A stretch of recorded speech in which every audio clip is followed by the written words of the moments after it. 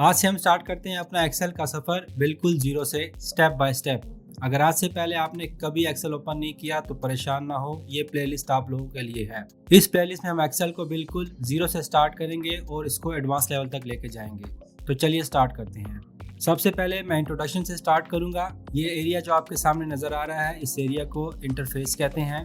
इसके टॉप पे जो बार है उसको टाइटल बार कहते हैं। इसमें आपकी शीट का नेम डिस्प्ले होगा और कुछ क्विक एक्सेस टूल।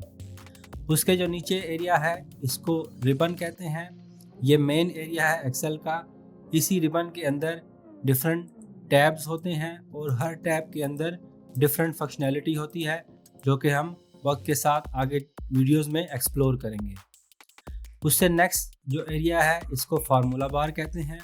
आप कोई भी एक्सेल में फार्मूला अप्लाई करोगे तो उसका इफेक्ट आप और उसका स्ट्रक्चर आप यहाँ आकर देख सकते हैं।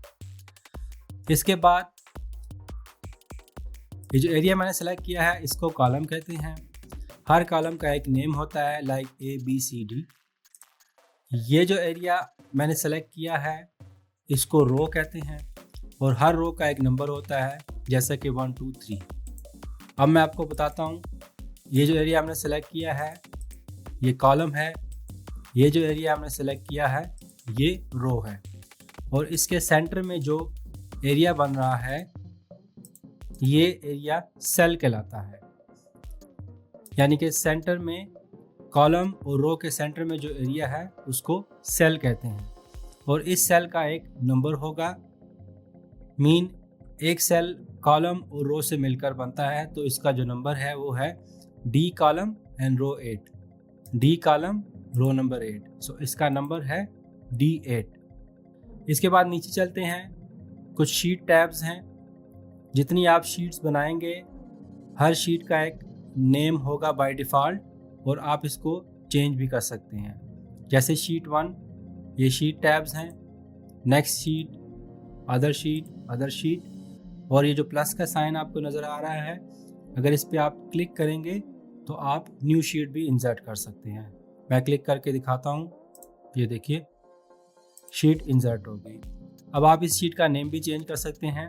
सिंपल इस पर डबल क्लिक करें तो ये हाईलाइट हो जाएगी, और आप इस शीट का नेम जो आपको चाहिए हो आप अपने अकॉर्डिंगली दे सकते हैं। इंटर करेंगे तो शीट का नेम चेंज हो जाएगा।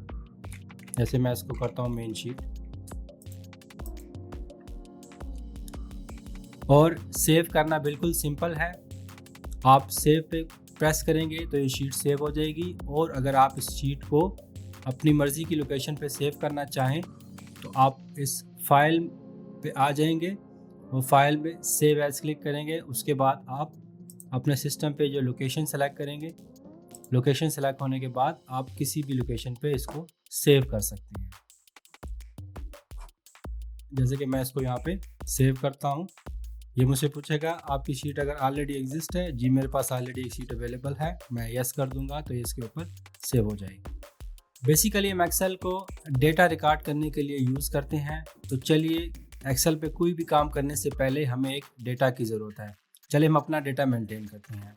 हम एक एम्प्लॉय का डेटा बेस मेंटेन करेंगे, आगे चल के इसी पे ही हम काम करेंगे। चलें स्टार्ट करते हैं।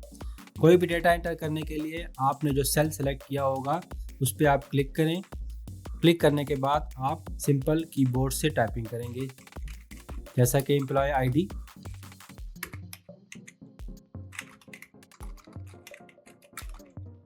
मैं आपको बता रहा हूँ कि हम लोग एक एम्प्लॉय का डेटा मेंटेन कर रहे हैं HR डिपार्टमेंट की बेस पे, तो हम उसी तरह का डेटा मेंटेन करेंगे। आपका डेटा जैसा हो आप वैसे डेटा मेंटेन कर सकते हैं। टाइम सेव करने के लिए मैंने ये सारा डेटा एंटर कर लिया है।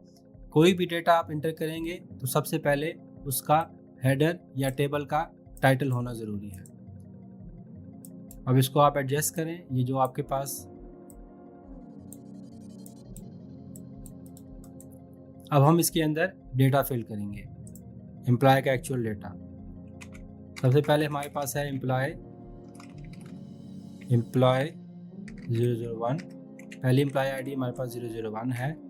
इसका डिपार्टमेंट है सेल्स, पोजीशंस सेल्स मैनेजर। इसी तरह ही आपने नेशनैलिटी और बाकी डेटा मेंटेन कर लेना है। ये मैंने एक रो कंप्लीट कर ली है।